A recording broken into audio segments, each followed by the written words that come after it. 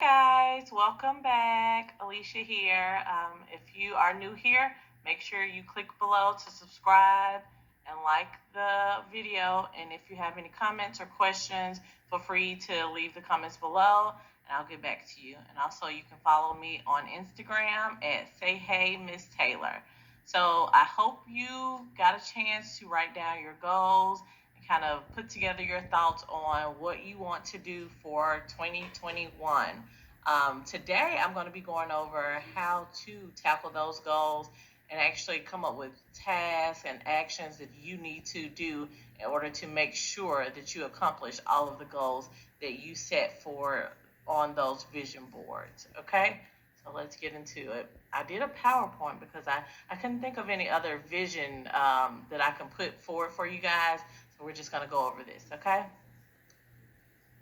So, your thoughts should drive your actions. Your actions turn into habits, and those habits will drive your results. So, you guys remember here. So, for achieving your goals, you want to make sure you set your goals and establish a why for each of those goals, and then number those by the importance to you. Once you have those set, you want to set tasks for each of those goals to make sure that you're tackling and defining how you're going to measure those goals throughout the year. You also want to set timelines to accomplish each task within those goals and make sure you set a time to check in with any accountability partners. That way, they make sure that they're holding you accountable and responsible for those goals.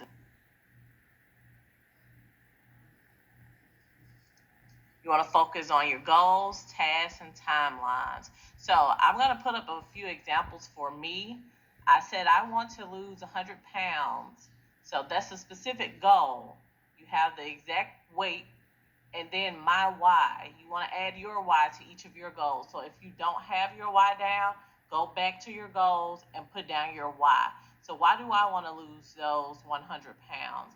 Well, I have PCOS and I want to help with my PCOS and fertility issues. And I also want to look better physically. So that's my why. So whenever I go, oh, I don't feel like doing this today, why did I set this goal in the first place? Because I want to help with PCOS and fertility issues. So make sure you put those whys down, you guys. So the task that I have to make sure that I stick to every day and every week to accomplish that goal is to work out 3 to 5 days a week and to eat healthy to lose at least 25 pounds a quarter. You want to break it down into timelines, and you can also break it down even more if you want to make sure that it's attainable. So I can break it down even more and say 8 pounds a month or 2 pounds a week. So break it down to what you think you should focus on. After that, you want to take action. Write down your action plan so you can always go back to this and say, okay, what should I be doing? So I plan to meal prep every Friday and then shop for those meals on Saturday and then cook and pack those meals on Sundays. So whenever you get off your plan, go back, look at this and say, okay, I said I was going to do this. Let's get back to it. So make sure you notice that I put a day with each action and I put a different day. I didn't say, oh, I was going to do all of this on Friday or all of this on Saturday. I put each step with a different day. That way I'm not overwhelmed saying, oh, I have to come up with what I'm going to eat the entire week. Then I have to come up with my grocery list, go shopping, come back home, cook and pack those meals. You're not going to want to do all of that at one time. So make sure that you take the time and plan where you're going to do each action. And then, of course, I have to work out. So I'm going to work out Monday, Wednesday, Friday at 6 a.m. I already do this, so that's a no-brainer. I have a trainer, so I know that this will be done. And by when? I'm going to weigh myself the last day of every month, and then I'm going to report my overall weight loss the last day of every quarter. So you want to set those days to make sure that you're measuring those accomplishments. And if you're not meeting those accomplishments that you have in those goals, you want to make sure that you're redirecting yourself to make sure that you meet the goals, okay? And you also want to do a progress check. And this is really good for you to just make sure if I set it for a quarter, then maybe a month after the quarter, I want to make sure, am I still on task, or have I kind of gotten off track? And if I've gotten off track, I need to say, okay, let's replan. Do I need to tweak something in my plan? Working for me? Then you want to schedule time in your calendar and make a contingency plan for potential problems that may come across. And then you also want to make a solution. Go ahead and plan it. Plan to come into a problem, and then plan the solution to that problem. And then get you an accountability partner that's going to help you continue to push that progress. So my example, of course, again, is that I want to lose the 100 pounds. So the action, of course, is going to be workout at 6 a.m. every Monday, Wednesday, Friday. A potential problem could be I won't wake up on time, so I missed my workout with Malcolm, or I'll be sick and I didn't get to work out today, or Malcolm will have an emergency at work, so he wasn't able to meet us to work out. So my contingency plan then would be I have dumbbells, I have a kettlebell, I have jump rope at home, so I can just work out at home instead of going to the gym. I also have mapped a mile around my neighborhood. So if I decide it feels okay outside, I feel like I need more cardio today, then Abun and I can just go outside, run a mile around the neighborhood, and hey, we've knocked that out. And then we can also have an option of going to the gym at 7:30 p.m. during Malcolm's PM workouts, and that's just right there, 3 different contingency plans that I've come up with in case something bad happens and I don't make that 6 a.m. Every Monday, Wednesday, Friday. Make you a backup plan. This is important, you guys. All right, so now we're going to move on to the healthy eating. So, of course, if I'm going to be meal prepping to make sure that I'm sticking to eating what I need to eat, I want to make sure that the potential problems that may come up, I have a contingency plan for them. So, of course, a potential problem is I just won't feel like shopping. I know a lot of people don't feel like shopping. Most of the time, I don't want to go to the grocery store. So, what's the potential solution there?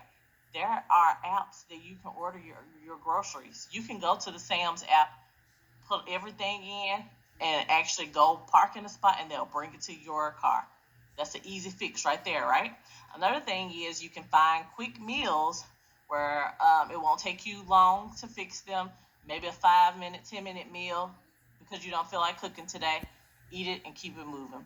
And you can also find you a quick snack that you can always keep in your car in case, hey, I passed Krispy Kreme. I really want to eat that. But instead, I have a healthy snack right here in the car with me, and I can just keep going towards my goal.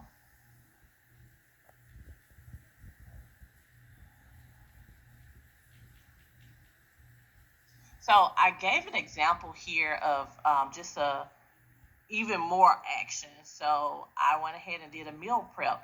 So with this meal prep, I can say I've already written out what I'm going to eat next week, every day, Monday through Sunday.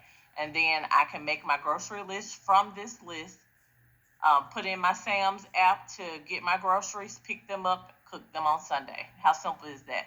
So this is a little keto meal plan. I'm not going to go through this because I do plan to do some keto for you guys some other time, just to show you how Abun and I have been losing weight with working out and eating well. And yeah, you guys just make up your plan. If it's, eating healthy, you could possibly use this if you want to do keto, or if you just want to do vegan, or whatever you want to do. Sit down, plan your meals for the week, and then you'll be able to move forward. It will. Responsibility and accountability is something you want to make sure that you are taking responsibility of. So that's basically saying you're not going to say, oh, I should, oh, I could have, oh, someone ought to, well, why didn't I do this, or why didn't you do this?